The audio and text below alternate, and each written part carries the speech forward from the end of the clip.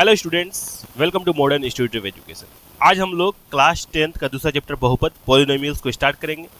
पहले हम लोग इसको बेहतरीन से जानेंगे, पूरा छोटा छोटा डिटेल्स जानेंगे, उसके बाद हम लोग इसका प्रश्नवाली को भी हल करेंगे। तो चलिए शुरू करते हैं। ठीक है, सबसे पहले बहुपद पॉलिनोमियल्स, इसको बहुपद किसे कहते हैं वो जानेंगे सबसे पहले। ठीक है, तो ऐसे बीजीय व्यंजक अलजेब्रिक एक्सप्रेशन जिसमें चरों के घातांक सदैव पूर्ण संख्या रहे। पूर्ण संख्या क्या होता है, प्राकृत संख्या क्या होता है, इसके बारे में हम लोग पूरा डिटेल से पहला वीडियो बनाए हैं। अगर आप लोग उस वीडियो को नहीं देखे तो पहले जाकर उस वीडियो को पहले देख लीजिए।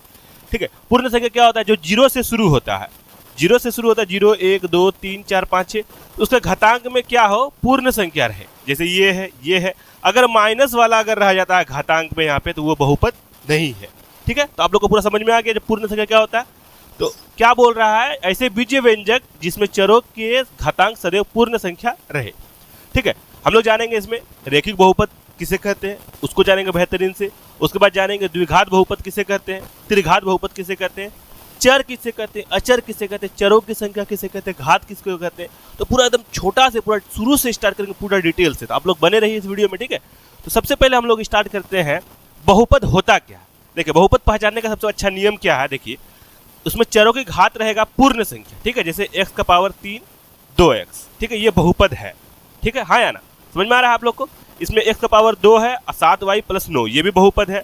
x 1 - 2x, इसमें कुछ नहीं तो 1 है, हाँ या ना। घात कितना है, 1 है, कम से कम 1 रहेगा या तो 0 रहेगा। ठीक है, तो ये क्या कहलाएगा, हम लोग का बहुपद कहलाएगा। अगर बटे वाला जब भी आ जाए, जब भी बटे वाला आ जाए 1/x - 1, ये बहुपद नहीं है। ठीक है, सबसे पहले हम लोग पहचानेंगे। ऑब्जेक्टिव में पूछ देता है आपको इनमें से कौन बहुपद है, और एक ऑप्शन ऐसा भी दे देगा, तो ये वाला ऑप्शन नहीं होगा। ठीक है, अगर रूट में भी आता है तो वो भी क्या होगा, बहुपद नहीं होगा। याद रखिएगा आप लोग, ये भी बहुपद है। ठीक है, अब हम लोग जानेंगे चर किसे कहते हैं। ठीक है, सबसे पहले हम लोग जानेंगे चर किसे कहते हैं।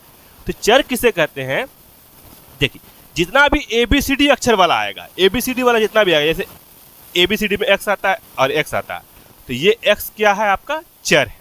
इसमें भी क्या है, x और y, तो क्या है चर, x और y है।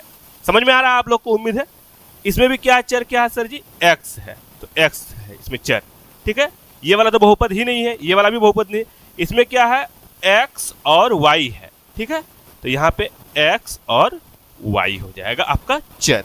चर आप लोग का क्लियर होगा। जो जितना भी ABCD वाला अगर आता है बहुपद में, तो वो क्या कहलाता है, चर कहलाता है। आप लोग को पूरा क्लियर समझ में आ गया। अब समझेंगे अचर किसे कहते हैं। जितना भी 1 2 3 पहाड़ा जो होता है 1 से लेकर 10 तक, जितना भी वो वाला आएगा, 1 2 3 वाला आएगा, पहाड़ा वाला आएगा, उसको क्या बोलते हैं, अचर बोलते हैं। जैसे इनमें से अचर कौन है, तो ये अचर है, 2 अचर है। ठीक है, समझ में आ रहा है। इसमें अचर कौन है, 7 और 9 अचर है। ठीक है, 1 और 2 अचर इसमें है ना, 1, 2 अचर इसमें है। ये तो बहुपद ही नहीं। इसमें क्या है अचर, 2 और 7, 2 और 7। तो हम लोग को आपको समझ, बहुपद क्या होता है, चर क्या होता है, अचर क्या होता है, ये आप लोग को पूरा समझ में। ये छोटा वाला क्लास में भी हम लोग पढ़े हैं, इससे पहले वाला 9th में भी, इसमें भी देख लेते हैं पूरा। हम लोग पहले डिटेल को जानते हैं। अब चरों की संख्या x है, तो एक चर है, हाँ ना, x एक चर है। और इसमें कितना सर चर है जी, 1 और 2, 2 गो चर है इसमें। ठीक है, इसमें कितना चर है सर जी, 1 गो चर है, चरों की संख्या। और इसमें कई गो चर है, 1 2, 2 गो चर है इसमें। तो हमको आप लोग को हमको समझ में आ गया चर किसको बोलते हैं, अचर किसको बोलते हैं, चरों की संख्या क्या होता है। उसके बाद अब जानेंगे हम लोग घात, घात किसको बोलते हैं। ठीक है, देखिए यहाँ पे समझिए, इसमें कितना घात है सर जी, 3 गो घात है। कितना घात है, 3 गो घात है। तो इसको हम लोग 3 गो घात है, तो 3 गो घात रहेगा, तो क्या बोलेंगे सर जी, त्रिघात बहुपद। ठीक है, इसमें कितना है, 2 और 1, हाईएस्ट को लगा 3 और 1 यहाँ भी है, तो 3 और 1 में क्या मानेंगे सर जी, हम लोग 3 को मानेंगे। ठीक है, तो त्रिघात बहुपद होगा। ये क्या हो जाएगा सर जी, 2 और 1 में क्या मानेंगे सर जी, 2 को लेंगे हम लोग। ठीक है, तो ये क्या हो जाएगा, द्विघात बहुपद। इसमें कितना है, 1 है, चलो घात कितना है, 1 है। ठीक है, 1 का घात, तो जिसमें 1 घात रहेगा उसको क्या बोलेंगे सर जी, रेखिक बहुपद। ठीक है, ये तो बहुपद है ही नहीं दोनों। इसमें 3 और 2 दोनों है, इसमें हम लोग किसको लेंगे, 3 को लेंगे। ये कौन सा बहुपद कहलाएगा, त्रिघात बहुपद कहलाएगा। अच्छा, आप लोग थोड़ा सा जान लीजिए,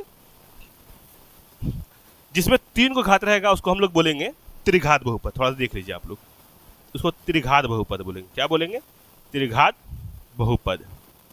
ठीक है, दो घात रहेगा तो उसको हम लोग बोलेंगे द्विघात बहुपद,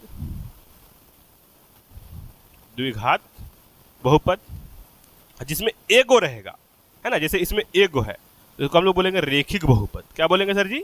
रेखिक बहुपद।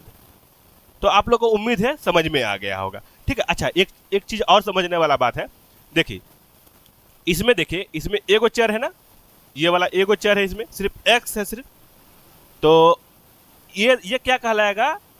दो चर वाले त्रिघात बहुपद। तीन गो घात है ना, दो चर वाले क्या घात सर जी? त्रिघात बहुपद।